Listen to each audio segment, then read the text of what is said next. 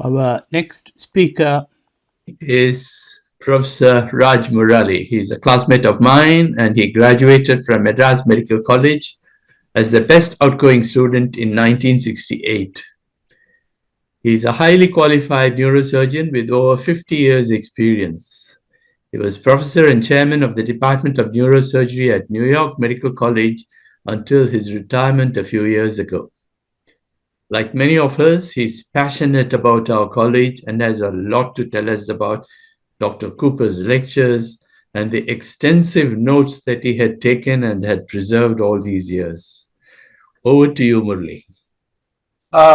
Good morning. Well, I'm in San Diego, so I'm saying good morning, good day to all of you. First of all, Badri, can you hear me loud and clear? Yes, very clear. Thank you. Okay. So, thank you, Mr. Sriram, for your fantastic introduction about the Red Fort. And thank you, Zareen, for giving us some personal insights about your family and about your dad.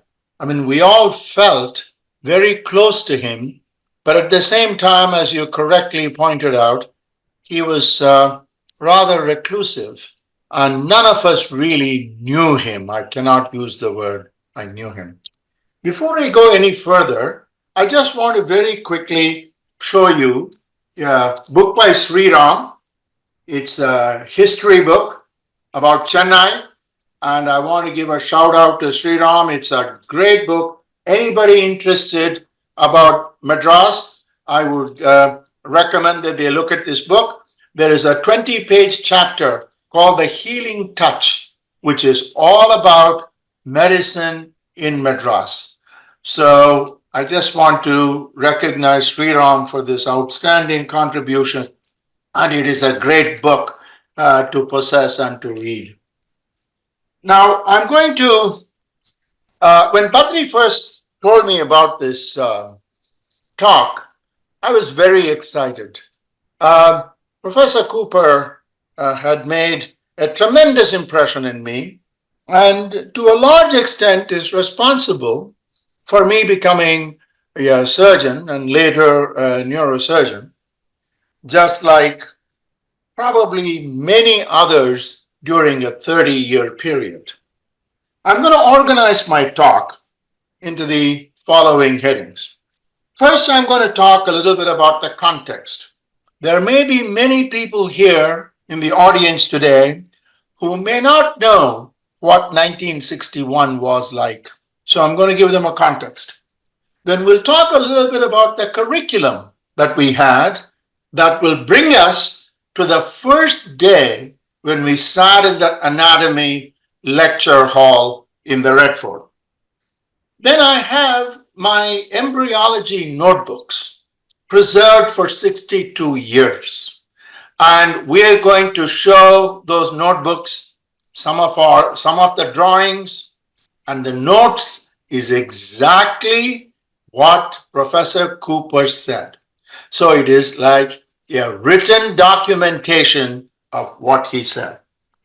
Then we'll talk about the lifelong interest and the passion that he created in us in pursuing anatomy. So let's go to the first, and that is context. When I teach the medical students, I always start with history first. And I tell them that history without context is just mystery. You really cannot get it unless you know the context. So, especially for the younger members of our audience, let me take you back. Madras, 1961. 14 years after independence, the population of our country was 430 million. Pandit Nehru was the prime minister. Madras was known as Madras in the state of Madras. There was one traffic light in Madras at the bottom of the Egmore overbridge, known as automatic signal. There was one high-rise building in Mount Road by LIC. 5 rupees was the exchange rate to a dollar, and 13.5 rupees was the exchange rate to pound sterling. The medical college fees, 230 rupees a year. A civil surgeon's salary at Government General Hospital, 800 rupees a month. That gives you some idea about what India was like in 1961. Now let me bring you to the education that we had and how we entered that first day in the Red Fort Anatomy Hall. So we were probably the first or the second batch of what was referred to as the integrated MBBS course.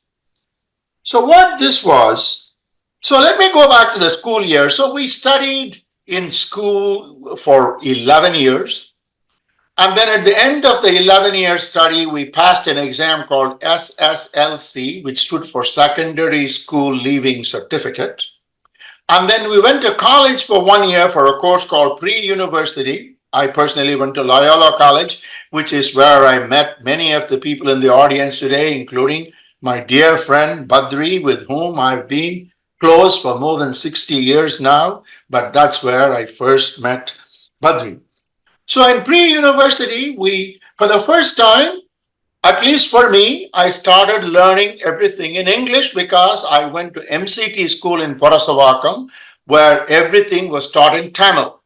But for the first time, everything is being taught in English. We learned physics, chemistry, biological sciences, and a couple of optional subjects, which in my case was world history and advanced English. So the grades that you scored in the exam in pre-university was the main factor, along with a personal interview in getting chosen into one of the medical colleges. So in 1961, in the state of Madras, there were only, let me count, about 5 medical colleges. Madras Medical College, Stanley Medical College, and Madurai Medical College. Tanjavur and Kilpauk were just coming on. Kilpauk was known as Indigenous Medicine College, and it was being converted into a medical school. Then there was a private medical college in Vellore called Christian Medical College. It had its own entrance examination. And there was a central medical school in Pondicherry called JIPMER, which was just starting.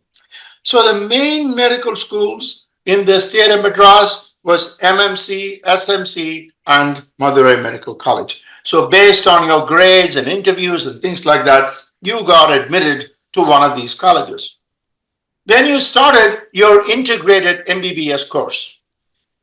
The integrated MBBS course consisted of the following. The first year, also called pre-professional, was in a separate building in Madras Medical College, and we learned English, physics, chemistry, statistics, and biological sciences. At the end of that first year, we took an exam in these subjects, except statistics, for which we didn't take an exam. So after the first year, we went into the second year, which is the real beginning of the medical school education. The second MBBS lasted for 18 months. So in our case, we started in June of 1962, and the second MBBS ended in December of 1963. In the first 6 months, in addition to anatomy and physiology, we learned organic chemistry, and we had to take an exam in December of 1962 in organic chemistry. Then the next year, in December of 63, we took an exam in anatomy, physiology, and biochemistry. The exam consisted of written, oral, practical, etc., quite a tedious exam. And in fact, that exam was often used as a filter. The pass rate was about 75 or 80%, maybe less. And I think one of the reasons this word Red Fort came about was that the anatomy and physiology and that exam in December almost acted like a fort, keeping everything in. And you had to study hard, pass that exam, and escape that building, come out of that building, which was like a fort. So I think that's one of the origins of this word Red Fort. Of course, the building was a beautiful Indo-Saracenic building. And as we, before Sriram's talk, he had a picture of it. And of course, we were all like 17, 18 years of age, and we did not appreciate anything. I mean, today, when I see things like that, I am in awe. But at that time, it was just routine. We didn't really get it. So at the end of the second MBBS, when the anatomy, physiology, biochemistry is finished and you pass it, you go on to third MBBS, which was for 1 year, and we had clinical rotations, introduction to medicine and surgery, and pharmacology. And the only exam we took at the end of third year was pharmacology. Then we went into fourth year, which once again we had brief spells in the clinical rotation, medicine and surgery, but we had all the subspecialties. This included pediatrics, infectious disease, tuberculosis, leprosy, radiology, radiation therapy, all 2 weeks each, many small specialties. At the end of fourth year, we took an exam in pathology, bacteriology, parasitology, ophthalmology, and forensic medicine. We did a lot of ophthalmology, clinical, oral, written exam, and we used to go to the government ophthalmic hospital in Egmore, where we were taught by an outstanding professor by the name of T.T. Ramalingam, a very devoted teacher, and we had to pass that exam. Then that brought us to the final MBBS, which was in the first 4 months was we called hygiene. It was really public health and social medicine. And in April of that year, we had to pass that exam. Then in December of that year, we had the final MBBS exam, which was medicine, surgery, obstetrics, and gynecology. Then after you pass the exam, the house surgency was part of the integrated MBBS. So we took our final MBBS exam in December of 1966, but did not get our degrees until the beginning of 1968 after we finished the house surgency. And our batch, I think, was either the first or second batch to be paid a stipend for this house surgency. We got paid 150 rupees a month. And in January of 1967, for the first time, I made some money. Until then, it was always only spending my parents' money. So in January of 67, we got 150 rupees, and then we finished it. So to summarize the curriculum, the medical school was 6.5 years, including house surgency. If you include the pre-university in Loyola College, it was 7.5 years. There was 11 years of school. So if you put all this together, it took 18.5 years to become a doctor. So that is the kind of curriculum that we had. And that is how we came into Red Fort, the anatomy building, June 1962. I sat and wrote down my impressions of that very first day when Professor Cooper walked in there. And this is something that my friend Dr. Rammohan is also going to touch upon later, and he will elaborate a bit further. But this is what I just sat and wrote down. First of all, I have very clear memories of that day. Many new things happened on that day. Now I'm going to read what I wrote, which is about a page. Now let me talk about Professor Cooper entering the lecture theater in the Red Fort building. It was upstairs and was in fact a gallery. The women sat in the first 2 rows and the men in the back rows. There was a steep wooden steps leading to the back, which made a lot of noise as we climbed to the back. In front of us was a long table, and behind it, a long blackboard. Colored chalks were laid out on the table. Professor Cooper entered. He was a tall, big-boned man with a booming voice. We all stood up momentarily in awe. There was a certain presence when he entered the room. We had never been taught by a person before with the words professor before their name. This was the first time. Until now, we were only taught by lecturers and demonstrators. Also, we had never heard a name, Cooper, and none of us knew his background. I myself thought he was a Britisher, born in India, who just stayed after independence, as many Britishers had done at that time. After all, it was only 14 years after independence. With his booming voice and without any fanfare, he just turned to the blackboard and started talking and drawing with both his hands. And Rammohan is going to also talk about this.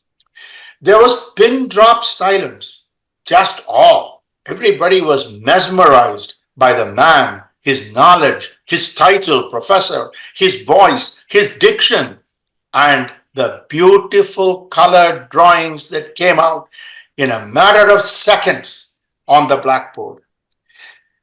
The only sound in the room was the chalk making the screeching sound on the blackboard.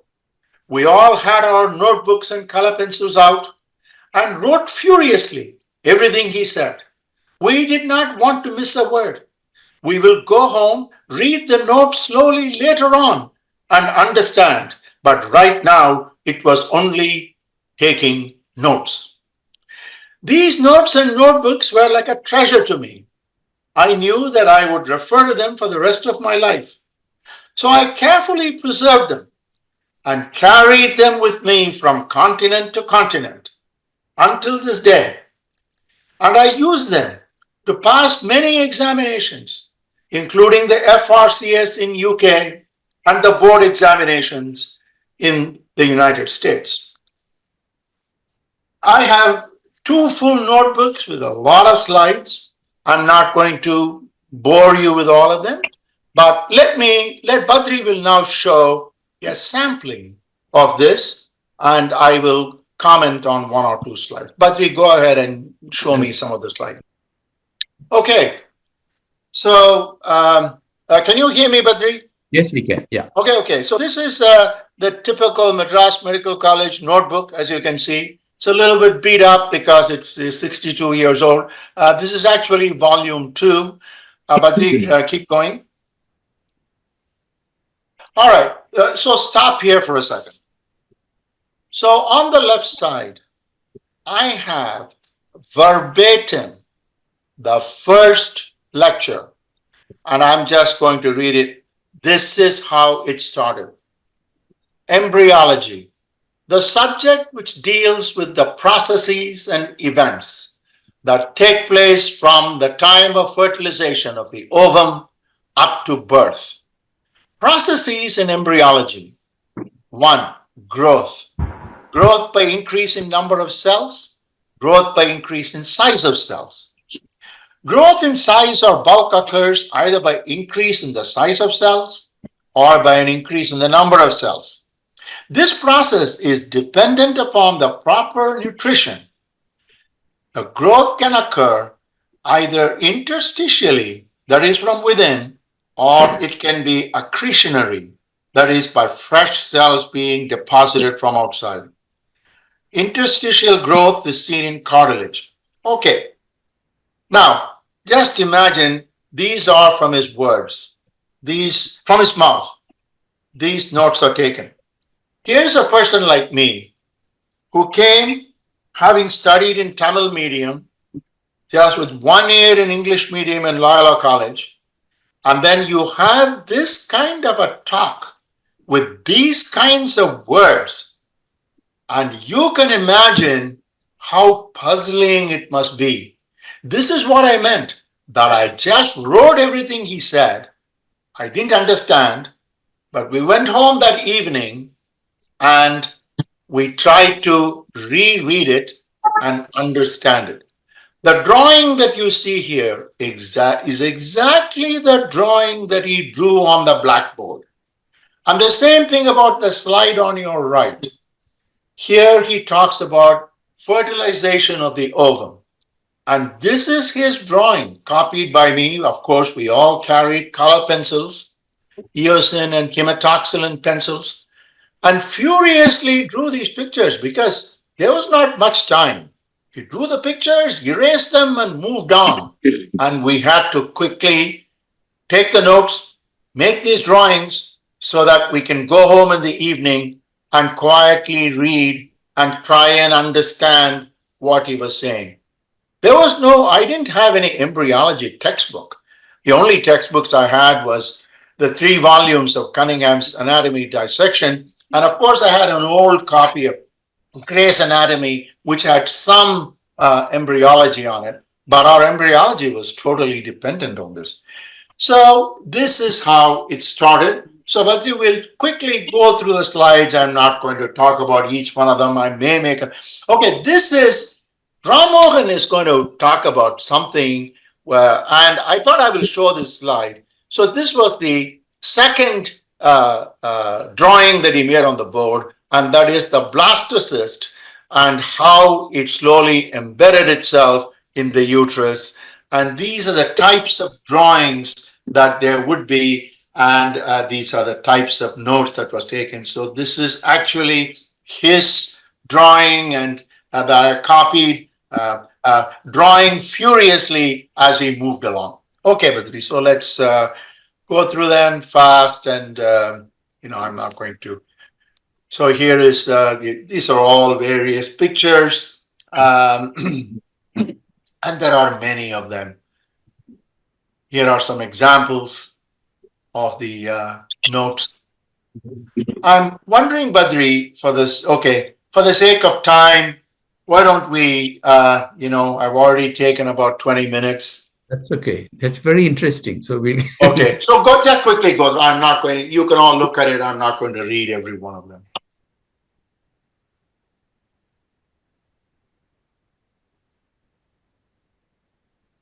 This is interesting. Just to tell you, can you go to the previous slide if possible? Because just for the current medical students here is, for example, a detailed description of the embryology of the eye. I would like to just tell the current medical students the depth of knowledge in anatomy that we were exposed to. Can you imagine learning the embryology of the eyeball? And then in the next slide, Badri, go to the next slide, you would see the embryology of the development of the ear. Can you imagine reading about embryology of cochlea and labyrinth and all this? But since we had a year and a half of anatomy, this is the kind of depth that we learn. I'm not saying all of that has been particularly useful in the practice of medicine, but this is the kind of detailed anatomy that we learn, and we had to take an exam and pass this. Yeah, we'll just quickly, go through, Badri. I'm not going to.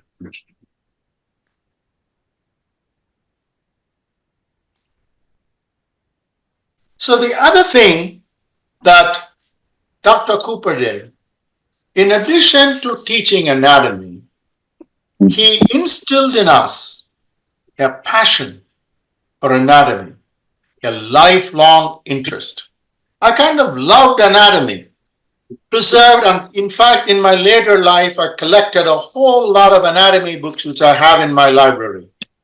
I kept my dissection manuals, and here, for example, is my Cunningham from that era, and this was printed in 1937, volume 1 of the dissection manual. So in another 13 years, this book will be 100 years old. And this is the dissection manual I used. I later read the 3 volumes of Cunningham, which I have for my primary FRCS and also for some exams in the US. Just to show you, compared to the book that we read, this is the current Cunningham manual, you can see how much smaller it is compared to the detailed anatomy that we read in 1961. It's like a fascicle now. It's nothing, nowhere near as detailed as what we read. One other thing I want to show you is, yeah, I thought it was interesting, is that we all had a box with the complete skeleton.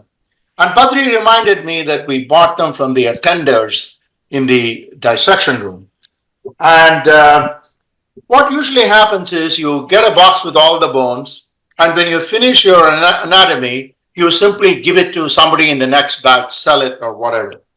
But what I did was, I didn't know why, but I wanted to keep the skull back. So here is a skull that I kept back from 1961, a real human skull. So as I travel from continent to continent, I simply put this in my suitcase and I just took it. Nobody ever bothered me about it. Somebody asked me, how did you take a real human skull? Well, I don't know, but I have it for over 60 years. Unfortunately, I lost the mandible, which was nicely articulated with a spring. Somewhere I lost it. But here's the skull. And later I used it to teach my students and residents in neurosurgery, where you can see some of the craniotomy bone flaps drawn on it and all that. And my residents and students were always fascinated that I had a real human skull. I just kept this and I showed this. Now, in terms of knowing Professor Cooper personally, nobody knew him personally, including myself. I did not know him. I would like to quickly describe two encounters that I had with him personally. The first encounter was, I don't know, due to foolishness or whatever, I took the anatomy prize exam along with a bunch of other students. I did not get the prize, but I took the exam. And the exam consisted of written, oral, and dissection. And in the anatomy dissection, and Dr. Rammohan will also talk about this, I was asked to dissect the suboccipital triangle, one of the most difficult dissections in a cadaver. And for the combination of my ineptness and the cadaver, as an excuse, I can say, was not that well preserved, the dissection did not go well. We only had like about 45 minutes. And the examiners were Dr. Cooper and a senior lecturer in anatomy by the name of Dr. Ravi Shankar, who I think is a practicing urologist today. He was also an outstanding anatomist. And they stood over me with a clipboard and paper to give me marks. And they asked me, show me the vertebral artery. And I know that was important. I couldn't find it. So I told them I couldn't find it. And Dr. Ravi Shankar pulled out a pair of tweezers and scissor, and in 2 seconds he did something, and there was the vertebral artery. Because as you know, in those days, the cadavers were all very well injected with red lead, and arteries were red and bright and easy to find. And he found it. He looked at me, had a cynical smile, and then he said, Murali, you went to Agra and came away without looking at the Taj Mahal. So I said, I'm sorry. So needless to say, so that was one encounter I had with Professor Cooper and Dr. Ravi Shankar. The second was a more interesting exposure. Sriram talked about our anatomy museum. It was a fantastic museum. It was in 2 floors. You could climb a spiral staircase, go above. There were so many beautifully preserved specimens, hydrocephalus, all the anatomy. If you wanted to see the posterior interosseous nerve and its million branches, you go there, you would see a beautifully dissected forearm with all the nerves and everything. And it was dynamic. The anatomy department was still creating specimens. And I was fortunate that one afternoon when I was loitering around the dissection hall, the dissections were always done in the mornings. We never went to the dissection rooms in the afternoon. For some reason, I was loitering there, and Professor Cooper called me. And what he was doing was he was preparing a specimen to be mounted in a glass jar and placed in the museum. So this is something the anatomy department continuously did. Now, Professor Cooper had a penchant for cranial nerves. He loved neuroanatomy and he loved cranial nerves.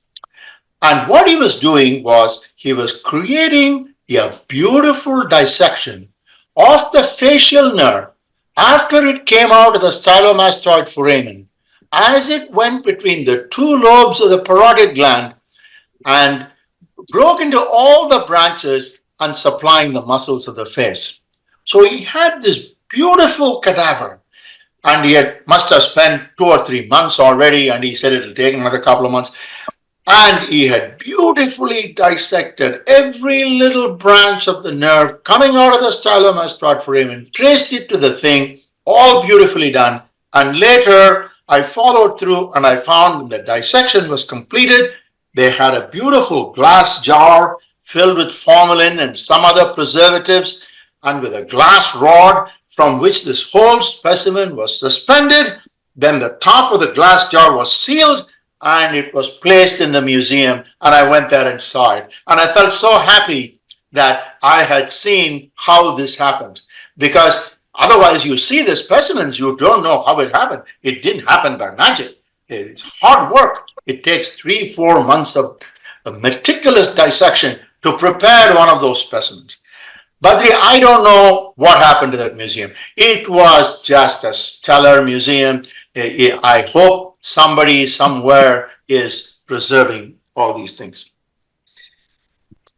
You know, to conclude, Professor Cooper left a lasting impression in me. His presence is like a tattoo in my brain.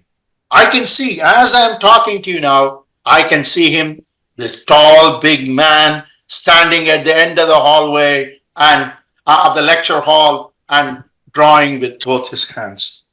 Because of him, I became a surgeon.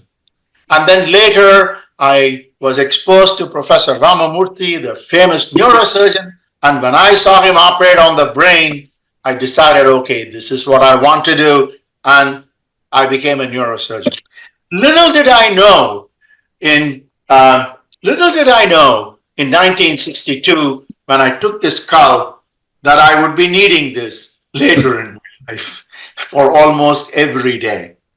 So, ladies and gentlemen, thank you for listening. I think I have overstayed my welcome, probably spoken too much, which is one of my bad habits. But thank you all for listening. I cannot say enough about Professor Cooper. The man was just the ultimate teacher. Thank you. Thank you so much, Murali.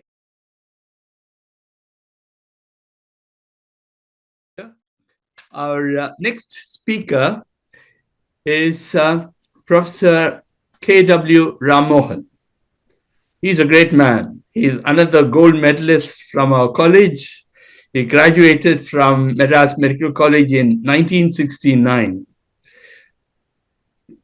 Dr. Rammohan, professor of neurology, he went to United States, and after doing a lot of research, he settled down in the University of Miami and done a lot of research on multiple sclerosis and has written several papers based on his research. His extensive research on multiple sclerosis earned him the recognition as Researcher of the Year in 2019. He's going to share intriguing stories about Professor Cooper.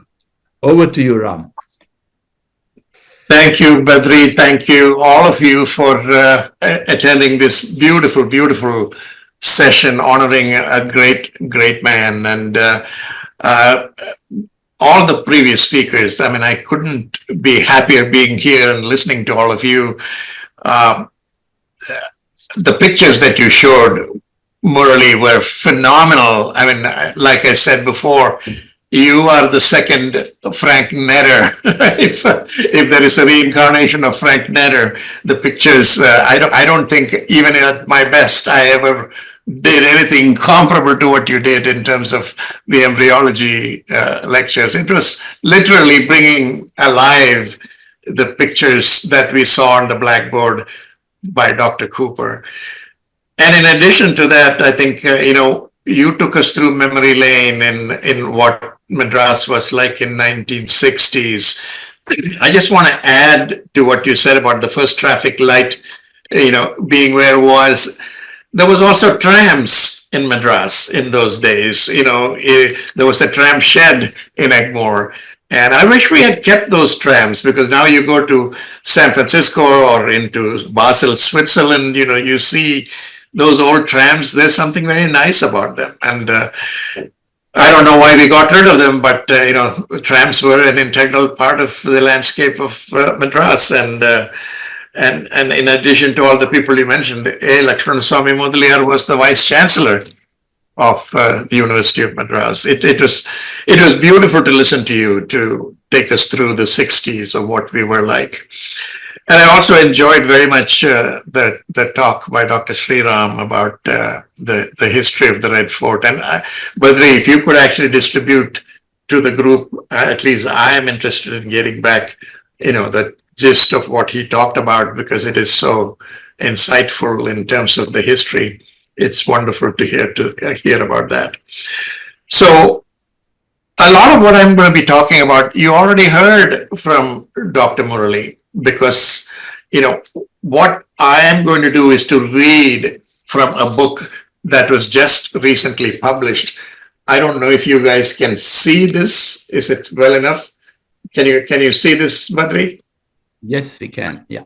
Yeah, this is a book called A Covenant of Water.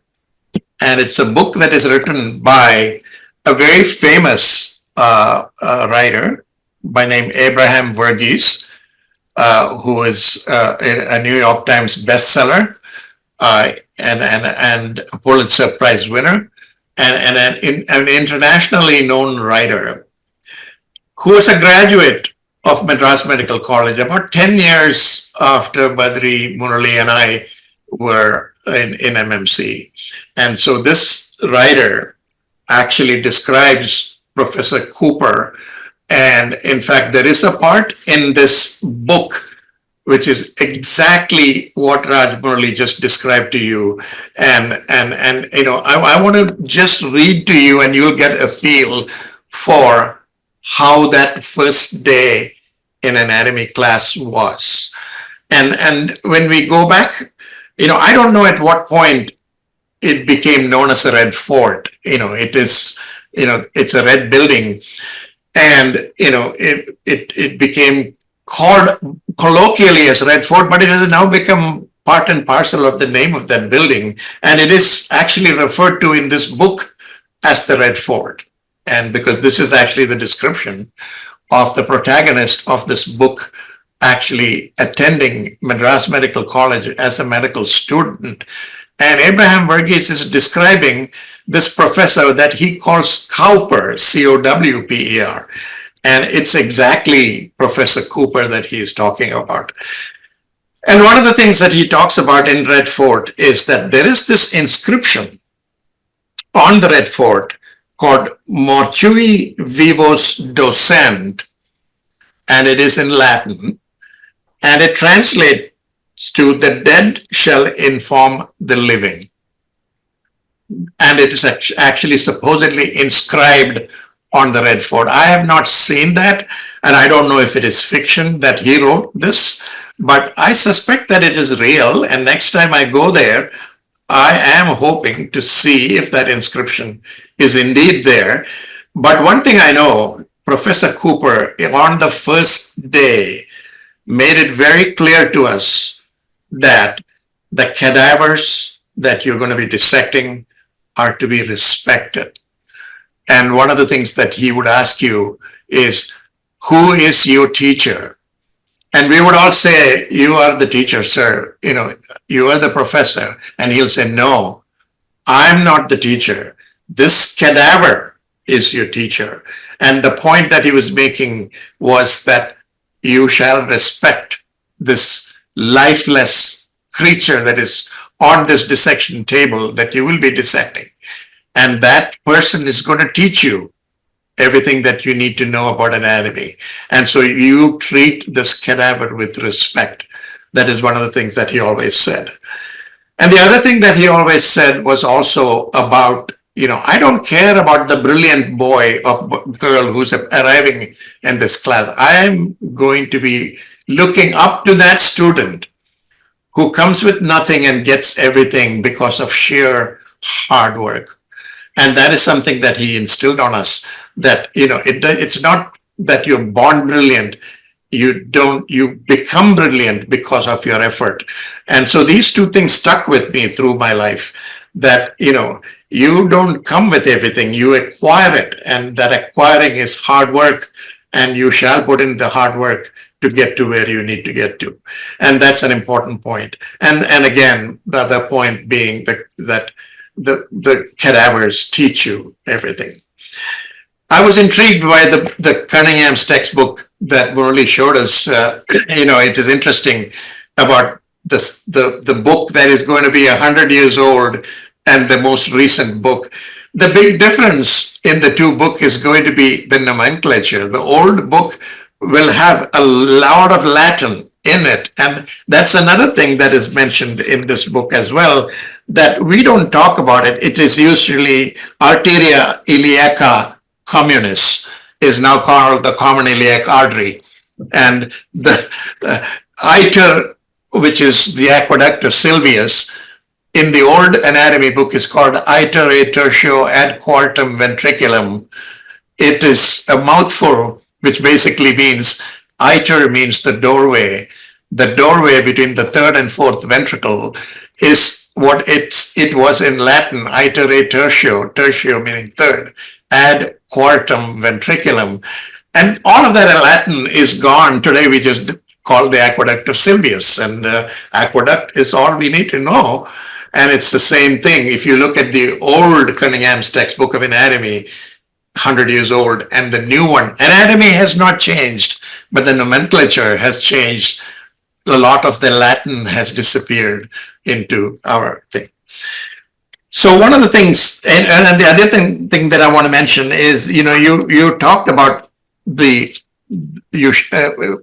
just showed you the skull, and that's also in this book.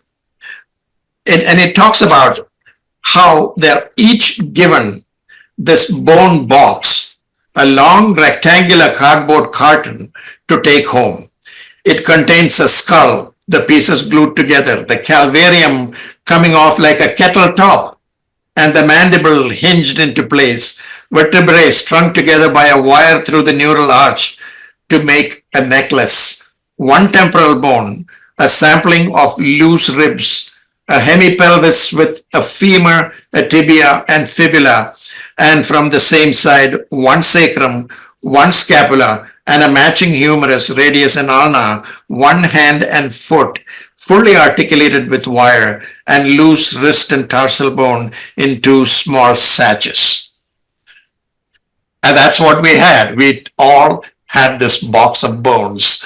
And I inherited mine from a classmate earlier who graduated, and like Murali said, we all got it from a different attendance in the anatomy hall, but we all remember these bones and how we would go for our exams, where they'll show you this carpal bone and say, okay, this is a right side or is it a left side? Is it a pisiform? Is it a triquetral, a lunate, or a scaphoid, a trapezium, trapezoid, or a capitate, or a hamate? And I remember the acronyms that we had. Please try lovely shoes, too tight can't help. That is how you remembered the sequence of the bones. You don't forget it. After all these years, it is useless information for me as a neurologist, but I can still tell the carpal bones from the old days. That is amazing how we learned the anatomy, the thing. And you heard about Moore Market, and Moore Market is something that does not exist anymore, I don't think, because I think a fire took Moore Market away, but Moore Market is what we got a lot of the textbooks in medicine, including our Gray's Anatomy, that would be, and that's also in this book, which is interesting. Now I'm going to read to you about what Abraham Verghese said about how the first day in the Red Fort was. 2 hours later, we all filed, all 102 of us, to a lecture hall at the other end of the Red Fort.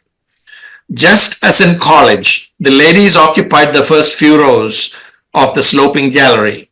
The boys filled the rows behind, and glaring down at them from the walls are the famous heads of anatomies, all of them white, whiskered, bald, unsmiling but diseased and memorialized in these portraits.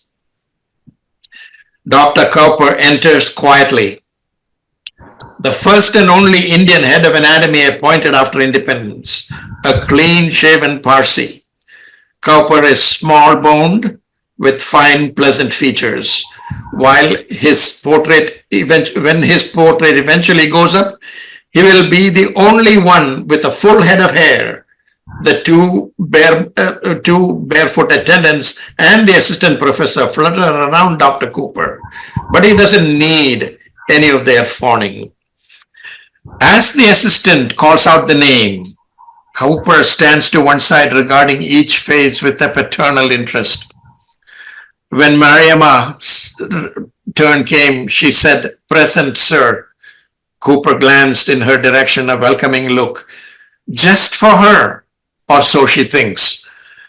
But later on she learns that everyone felt that way, that his glance was personally to them. She feels a stab of homesickness.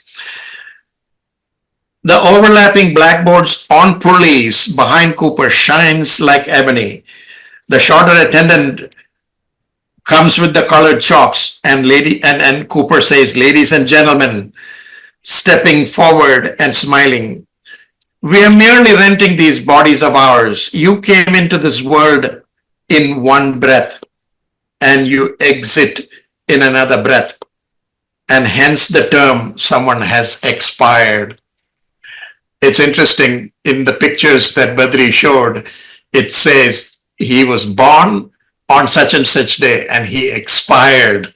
And it's so appropriate because that's something that he always said. And then he says,